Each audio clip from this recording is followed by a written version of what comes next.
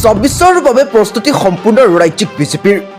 পুনৰ গাদী দখলৰ বাবে সাজু হিমন্ত বিশ্ব শৰ্মাৰ নেতৃত্বাধীন ৰাজ্যিক বিজেপি বাহিনী মুখ্যমন্ত্ৰীৰ নেতৃত্বত সাজু নিৰ্বাচনী চক্ৰবেহু বিৰোধীক বিধ্বস্ত কৰি পুনৰ গাদী দখলৰ বাবে সাজু মুখ্যমন্ত্ৰী সন্মুখত ২০২৪ৰ বিধানসভা নিৰ্বাচন ২৪ৰ বিধানসভা নিৰ্বাচনৰ বাবে ইতিমধ্যে কঁকালত টঙালি বান্ধি সাজু হৈছে মুখ্যমন্ত্ৰীৰ নেতৃত্বাধীন ৰাজ্যিক বিজেপি বিৰোধী কংগ্ৰেছক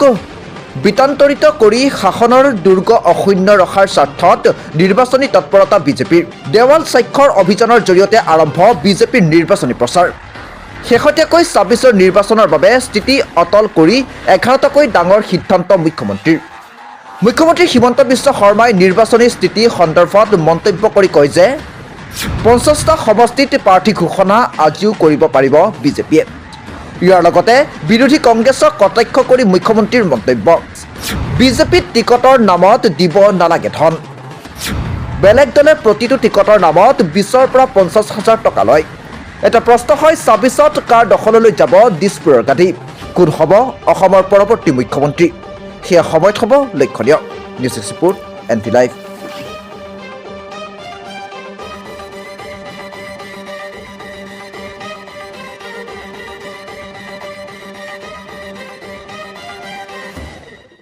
ভাৰতীয় জনতা পাৰ্টিয়ে ২৬ৰ নিৰ্বাচনৰ বাবে ইতিমধ্যে বিভিন্ন প্ৰকাৰে সাজু হৈছে আজি ৫ জানুৱাৰী আজিৰ পৰা আমি ৱাল লিখন বা দেৱালত বিজেপিৰ প্ৰতীক চিহ্ন অংকন এই কাৰ্যসূচী আমি আৰম্ভ কৰিছোঁ আজি ৰাজ্যিক সভাপতি দিলীপ শইকীয়া আমাৰ ইলেকশ্যন মেনেজমেণ্ট কমিটিৰ আহ্বায়ক প্ৰদান বৰুৱা আৰু মই আমাৰ দিছপুৰ বিধানসভা সমষ্টিৰ বিধায়ক অতুল বৰা আমি সকলোৱে